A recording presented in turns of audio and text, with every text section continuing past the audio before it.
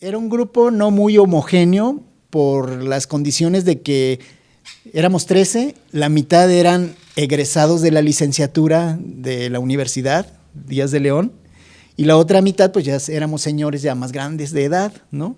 Ya con nuestras mañas, algunos ya trabajando como litigantes. Entonces éramos un grupo que no éramos homogéneo por la juventud y por otra parte por la experiencia de los otros, pero hicimos yo creo que un muy buen grupo.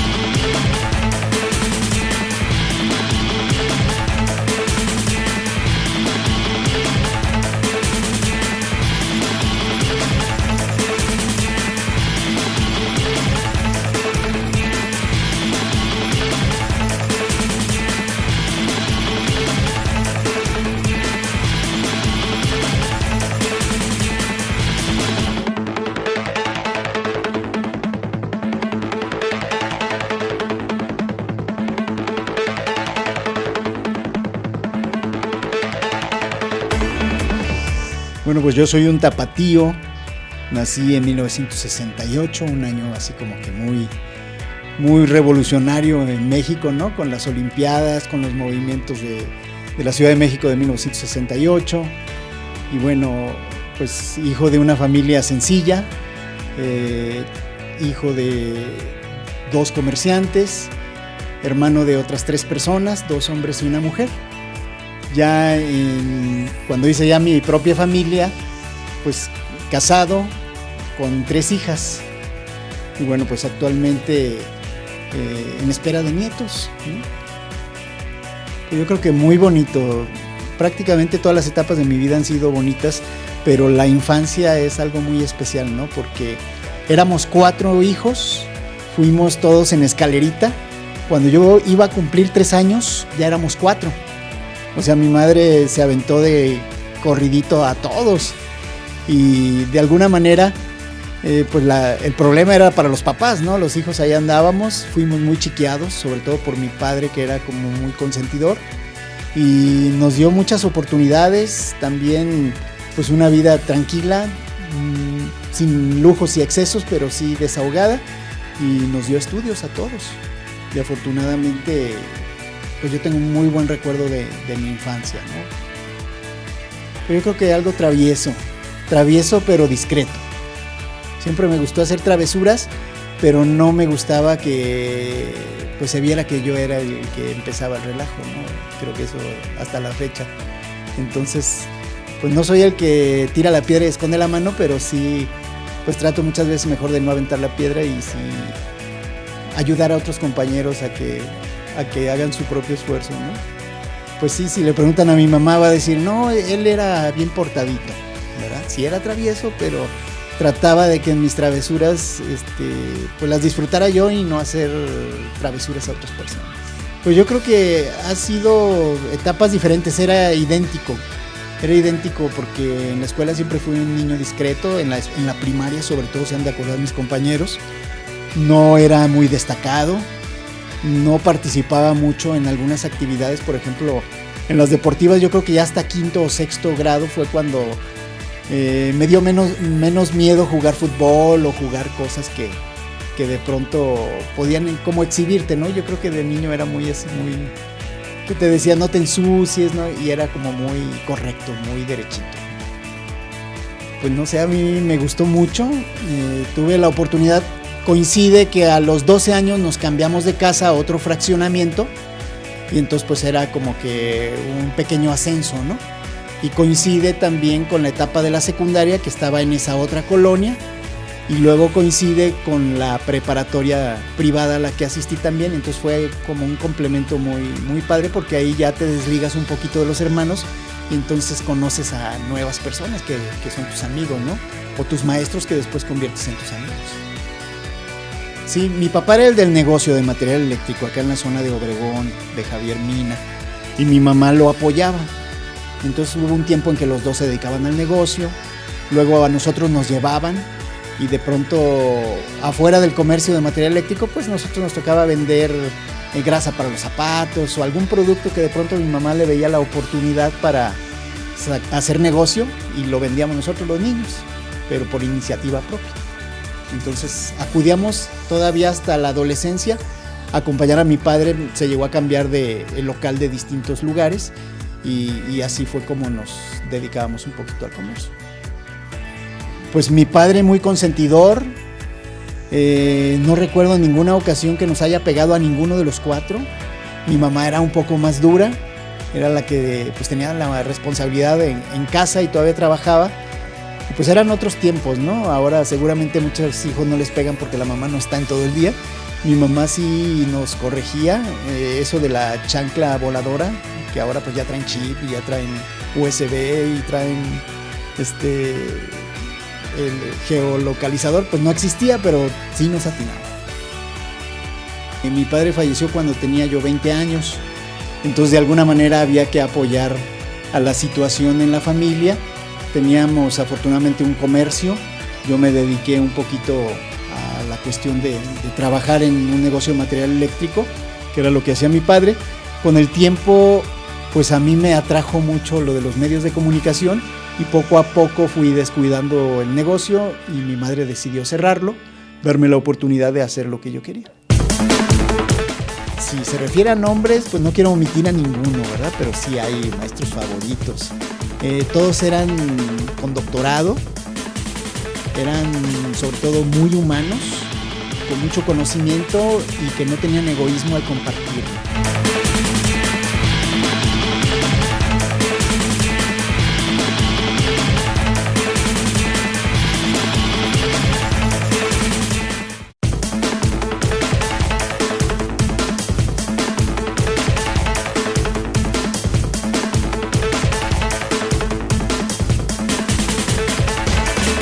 Pues por la influencia que tenía yo de pasar noticias policíacas, primero en W, luego en AAA, empecé a ir a cubrir los juzgados, los juicios, cuando detenían a una persona la mandaban a la cárcel, ir a escuchar su declaración preparatoria o cuando el juez le dictaba formal prisión. Y cuando yo iba con los jueces, que es un núcleo muy cerrado, no hay apertura para todo el mundo, pues se me abrían las puertas por el licenciado Levi Gallardo. Pero cuando iba me reclamaban a mí los jueces y personal judicial que decía, oye, ¿por qué manejan en las noticias la información de tal forma? Esto es erróneo, manejan este término y esto no quiere decir eso, quiere decir esto otro. Entonces a mí me gustó especializarme porque ya me gustó definitivamente la información de seguridad y de justicia, especializarme en la materia. No estudié Derecho para ser abogado, estudié Derecho para ser mejor en el periodismo de seguridad y de justicia, y luego le seguí con la maestría. Por el mismo trabajo, que mi trabajo me condujo a los juzgados y a las prisiones, a los penales de Puente Grande. Entonces yo en los penales de Puente Grande tuve experiencias periodísticas, desde transmitir programas de radio un día a la semana desde la terraza del Centro de Readaptación Social. Y posteriormente, en 1995, hubo una serie de hechos violentos, motines continuos, y en dos que fueron ligados, el 3 y 4 de mayo, a mí me tocó la desgracia o la fortuna de ser rehén en los motines. Entonces creo que eso me marcó mucho con la cuestión del derecho penal y de la criminología, el saber que esas personas que están adentro de la cárcel no son tan diferentes a nosotros, ¿no? O sea, no vienen del espacio, sino son gente, hijos, hermanos, padres de alguien, y pues eso me llamó mucho la atención, ¿no? Por la oportunidad, yo creo que sí semblanteé en varias universidades. En primer lugar, por lo accesible económicamente. No era la más económica, pero sí me convenció. Por recomendaciones de otros compañeros que estaban estudiando la maestría. Y desde luego también por exalumnos que yo tenía, porque en ese lapso no platiqué que di clases de Ciencias de la Comunicación. Y yo decía, pues estudio Ciencias de la Comunicación, estudio Derecho, y opté por Derecho y di clases de Comunicación. Y ahí conocí gente que después se enroló en la Universidad de Ideas de León, que ya ha sido hasta coordinadores, y creo que eso me convenció, ¿no? Y ya al estar en la maestría, pues supe que no me había equivocado por los maestros y por los compañeros que tuve. Sí, fue un chispazo, fue un bomberazo que por ahí un exalumno y ahijado que yo tuve en Ciencias de la Comunicación me invitó a suplir a un profesor que se había ido, creo que al Canal 8 a la cuestión de producción, entonces estuve temporalmente cubriendo hasta el final del cuatrimestre esa ausencia. Eduardo Hernández Castillo, él fue mi alumno y fue mi ahijado y creo que es una persona en el medio muy destacado, ¿no? Por él mismo. Pues de mucho crecimiento, era un reto salir del trabajo los viernes y dirigirme a la maestría. Y mientras estaba en la escuela pues te llegaban los pendientes por teléfono, ¿no? Y decías, ¿sabes qué? Estoy estudiando y en este momento mi estudio es prioridad. Si me quedo sin trabajo no me importa, pero entré a la maestría y la voy a terminar. Y los sábados pues también ya llegar a las 8 de la mañana, salir a las 3 y media de la tarde. Y valía la pena porque ibas a escuchar en los maestros a verdaderos expertos y entre los compañeros se nutría la clase de una forma que tú salías alimentado. Sabías que estabas pues haciendo buen uso de tu tiempo, de tus recursos, invirtiéndolos bien y sobre todo pues quedabas contento, ¿no? Salías agotado del esfuerzo, pero yo creo que muy contento. Fue una etapa muy bonita, 2 años. Pues yo creo que tener la oportunidad de saber cuál es mi real potencial, porque como les decía, en cada clase, la clase aparte del profesor la hacíamos los alumnos. Entonces entre compañeros te dabas cuenta de lo que sabías y lo que no sabías, porque muchos estaban litigando, muchos otros eran profesores en otras escuelas, y creo que eso me apoyó y me forjó a buscar más aprendizaje y a decir las cosas que no sé y a pedir ayuda para que me apoyaran en el conocimiento y también yo apoyar a las personas que pudiesen tener alguna necesidad de información profesional que no tenían. Pues si se refiere a nombres, pues no quiero omitir a ninguno, ¿verdad? Pero sí hay maestros favoritos. Todos eran con doctorado, eran sobre todo muy humanos, con mucho conocimiento y que no tenían egoísmo al compartirlo. En el caso de la maestra Vero Rivera, que fue maestra de nosotros en 2 o 3 de los semestres, pues muy padre. El maestro Juanito también, pues de lo mejor. El maestro Salvador Rivas también, que nos dio metodología, pues prácticamente todos, ¿no? Pues fue como un momento anhelado, ¿no? O sea, ya va llegando la fecha, pero de pronto ya los últimos días pues no te quieres ir, no te quieres despedir de los compañeros. Y estábamos en un plantel que nos habían como chiqueado la universidad. Estábamos muy emocionados, muy contentos en ese plantel por las instalaciones. Y pues ya el despedirnos de los maestros y el hacer un convivio final ahí, creo que fue muy emocionante. Y todavía más emocionante pues el día del acto académico, con mi familia, con mi madre, con mis hijas, con la gente más cercana. Y de pronto dejan salir a todos. Entonces empieza el desfile, todo el mundo, custodios, personal administrativo, reporteros, fotógrafos, gente de derechos humanos, empiezan a salir por la puerta como embudo. Yo era de los de al final. Me quedo ahí y me dicen, hasta aquí, usted no puede salir. Dice, él no sale porque es barrio.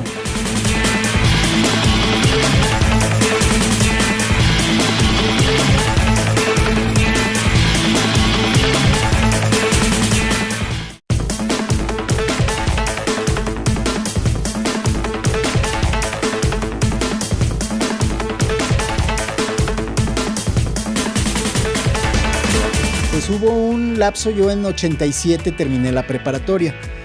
Mi padre fallece en 1988. Ese lapso yo no estaba estudiando porque estaba indeciso qué iba a estudiar. Entonces fallece mi padre y pues ya no hubo opción de meterme a estudiar, me metí al negocio. Me dedico al negocio del material eléctrico y por ahí como en 1989, un año después, en el negocio conocí a una persona que se dedicaba a vender productos, accesorios para carros en la esquina. Se ponía al alto y entonces el señor pasaba entre los carros ofreciendo espejos, los que cubren los volantes, todo eso. y platicaba con él. Cuando le tocaba el SIGA, pues él se metía al negocio, pedía agua o si le permitíamos el baño y platicábamos. Ya le platiqué que a mí me gustaba la cuestión del periodismo deportivo en ese entonces y él me dio algunos consejos. Me dijo que él escuchaba un programa de radio donde el locutor era maestro de locución y tenía una escuela en Chapalita, y así fue como conocí al maestro Joel Estebané, que era locutor de XCW aquí en Guadalajara, y él me llevó a hacer prácticas ahí, después de los cursos, a hacer prácticas a la estación de radio, a contestar el teléfono. Prácticamente al principio pues no me pagaban, como suele ocurrir en muchos trabajos, pero empecé desde abajo en los medios de comunicación, y fue por haber conocido a esa persona que era comerciante ambulante y que se metía al negocio. Entonces yo empecé a combinar el entrar a las 6 de la mañana a la radio, contestar el teléfono, luego pasar los reportes al aire. Con el tiempo me dieron la oportunidad de reportear, y entonces al rato se hizo la necesidad de que yo necesitaba ya reportear a las 10 de la mañana, llegaba tarde al negocio, y entonces mi mamá, ante esta situación, me dio la oportunidad de dedicarme a lo que en ese momento yo consideré que era lo que yo quería. Fui con cursos de locución, entré a la radio y empecé como reportero empírico. De reportero luego se me dio la oportunidad de conducir programas de radio, programa infantil. Tuve 2 programas ahí en la W, los sábados y los domingos. Luego noticias, conducía un programa policíaco y conducía un programa de noticias en general, y de ahí me fui a otra estación de radio, a la XEAA de Promomedios Radio. Pues yo creo que no, porque fue como que la escuela, yo tenía ganas de aprender y me divertía hacerlo, y tenía en los locutores ya, que eran los de planta, los profesionales, pues a verdaderos maestros. Entonces mi tirada era el periodismo deportivo. Yo iba en la noche también a contestar teléfonos y apoyar en programa de deportes. Había uno en W que estaba Enrique Bermúdez de la Serna, estaba Pablo González, había pues la gente que era la conocida del fútbol aquí en Guadalajara. Y después en la radio en la mañana se me dio oportunidad en lo policíaco, y a la hora de tomar una decisión yo me incliné por lo policíaco, por lo político, por la información en general, y creo que no me arrepiento.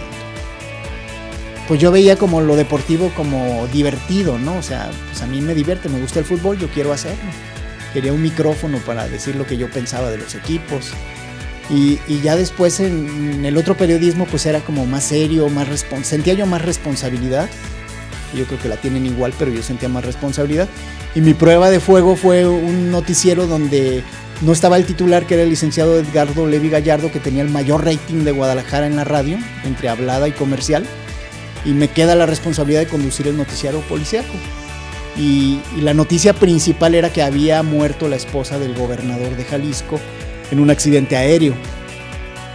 Y me toca, pues obviamente muy nervioso, cometí muchísimos errores, pero fue mi prueba de fuego. Y a partir de ahí empezaron a darme conducciones, hasta que ya tuve yo mis propios programas. Yo creo que me envolvió el ambiente de que estaba con un grupo ganador, ¿no? Porque incluso tengo entendido que hasta la fecha en radio nunca ha habido un equipo como ese que hacían Joel Estebané y Edgardo Levi para tener los mayores ratings de Guadalajara, y ahora que pues la gente oye menos radio, pues es más difícil todavía. Eso como que me capturó. Yo tenía el contacto con la gente directo porque yo era el telefonista, yo les contestaba, yo pasaba los reportes, la gente, si había algo que reclamarles a ellos, me lo reclamaba a mí, o las felicitaciones también me llegaban a mí. Y hubo una llamada que yo creo que me cambió el chip en ese momento, una mujer, una señora que me dijo: oiga, pues yo creo que si usted quiere trabajar en la radio, pues lo hace muy a fuerza, como que no le gusta, su voz se oye triste. Entonces, si no le gusta, pues ¿para qué participa? Y eso me cambió el chip. Me acordé de las clases del maestro Joel Estebané, de casi siempre, aunque sea un tema serio, hablar pues con una sonrisa dibujada en el rictus. Y a partir de ahí empecé a cambiar, y creo que eso me ayudó mucho a ser independiente, a tener mis programas y a que me llevaran a otras estaciones de radio y a la televisión. Pues era la tarde del 3 de mayo de 1995, hace 22 años. Estaba en el programa de Así Fue, conduciendo junto con Conrado Vázquez. Nos llama por teléfono una buena amiga que trabajaba en prensa de la Dirección General de Prevención y Readaptación Social, y me dice que vaya urgentemente porque estaban amotinados los internos del dormitorio 1 para segregados. y que estaban reclamando la presencia de la prensa y de derechos humanos. Yo le dije, pero no nos van a dejar pasar. Dice, no, vente porque ellos están pidiéndolo y las autoridades, o sea, mis jefes me están diciendo que le hable a los medios de comunicación. Entonces me voy hacia el penal de Puente Grande, ahí los 17 kilómetros y medio por la carretera Libra-Zapotlanejo, llego al CRS y pues prácticamente como nunca me habían recibido los custodios, buenas tardes, pásele, oiga, es que vengo, sí, pásele, oiga, traigo celular, ya se usaban los celulares grandotes Nokia, traigo grabadora, usted pase, y pásele por aquí, pásele por acá. De pronto ya estábamos en el dormitorio 1 al fondo del penal y los internos nos invitaron a pasar para exponernos su problemática. Tenían derramada la comida en el piso y ya se quejaron de la mala alimentación, de los malos tratos de custodios hacia ellos, hacia la visita que le hacían en revisiones indecorosas a las mujeres, que los castigaban muchos días, los dejaban encerrados con candado en las celdas. Y entonces los empezamos a entrevistar y hubo un momento en que nos privaron de la libertad. No podíamos salir, que hasta que llegara el director general. Llega el director general, les hace promesas, los convence como a los 40 minutos, ya para eso eran como las 5:30 de la tarde, yo ya había transmitido en vivo desde Puente Grande lo que estaba pasando, y de pronto dejan salir a todos. Entonces empieza el desfile, todo el mundo, custodios, personal administrativo, reporteros, fotógrafos, gente de derechos humanos, empiezan a salir por la puerta como embudo. Y yo era de los de al final, yo y creo que una compañera. Entonces al llegar ahí le digo, pasa tú primero. Me quedo ahí y me dice, hasta aquí, usted no puede salir. Dice, él no sale porque es barrio. Entonces me quedé ahí encerrado como 3-4 horas más hasta que hubo el momento de una negociación y me permitieron salir. Había unos custodios como rehenes que ellos se quedaron ahí hasta la madrugada, que se tranquilizó todo. Al día siguiente, como se emplearon gases lacrimógenos, de cuando yo salgo, empieza como un ataque hacia el dormitorio, lanzan gases lacrimógenos, los internos los devuelven y esos gases se esparcen por los demás dormitorios y hacen que los internos salgan muy molestos hacia los campos de fútbol y de béisbol y los tuvieron que reprimir y debido a la golpiza los metieron a sus celdas. A la mañana siguiente pues se encuentran muchos internos golpeados. ¿Y qué te pasó? Pues me golpearon y fulano no, pues no lo hallamos, a lo mejor lo mataron y se arma un motín, pero ahora de manera general. Ese día yo dije, no, yo mejor voy al asalto bancario. Y ya fui cuando ya había pasado que llegó la Policía Judicial Federal y reprimió esos actos de los internos a balazos y mataron a 7 presos. Y hubo más de 60 heridos. Sí, pues es lo más importante. Por eso a mí cuando me dicen, oye, ¿estudiaste periodismo, estudiaste ciencias de la comunicación? No, es algo que me nació en ese momento y yo creo que lo más importante son las ganas. Me tocó ser jefe de información también en una televisora que está ahí por López Mateos y a mí me llegaban los muchachos practicantes de diversas universidades, desde universidades que pues cobran poquito hasta unas que cobran mucho. Y pues a mí lo que más me importaba siempre fue la actitud. Oiga, ¿qué voy a hacer? Yo voy a hacer prácticas o yo voy a hacer servicio. ¿Qué voy a hacer? A ti te toca ir a atender a las personas a la puerta principal y ver cuáles son sus necesidades. Teníamos un programa de orden social que se llama Quien Corresponda y teníamos que atender necesidades. Entonces había alumnos que decían, no, pero es que yo estudié ciencias de la comunicación en tal universidad. ¿Cómo me pone a mí a contestar el teléfono o cómo me pone a atender gente en la puerta? Yo quiero que me mande a la guerra, ¿no? Pues es que tienes que empezar de esa manera. Entonces hay mucha gente que llega a los medios y en la parte de prácticas ya pues desaparece, ¿no? Y a mí me tocó también como principiante competir con compañeros que querían la oportunidad de ser reportero en lo policíaco, en lo deportivo, y pues algunos estuvieron un tiempo y tenían más habilidades que uno, pero esa carrera principalmente es de resistencia y no tanto de habilidades, porque las habilidades, el conocimiento y todo lo demás lo aprendes haciendo lo que todo mundo te da oportunidad de que hagas. Entonces te pones tus moños, no duras mucho, no aprendiste nada y pues te vas, ¿no? Pues diferente, no es tan sencillo para las personas que venimos de años atrás y sobre todo que yo ya no seguí el estudio de la cuestión de las comunicaciones, yo ya me he enfocado más a la cuestión del derecho penal y a la criminología.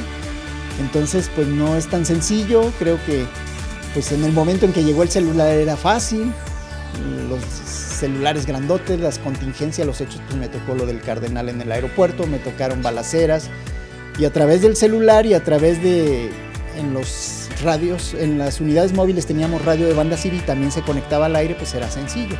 Pero ahora que hay que hacer multimedia y hay que hacer muchas cosas, pues yo creo que sí, eso sí me cuesta un poquito más de trabajo, ¿no?